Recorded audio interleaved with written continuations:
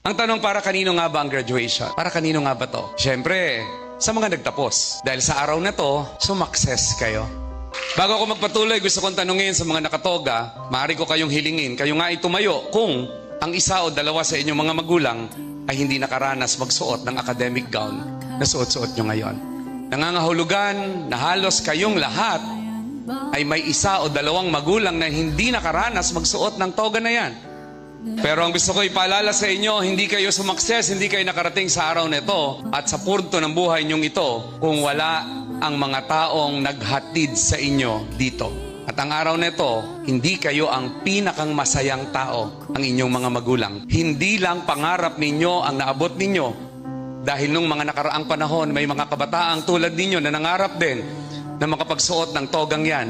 Pero hindi nagtagumpay, subalit sa araw na to, ay inaabot nila ang mga pangarap nilang yan sa pamamagitan ninyo.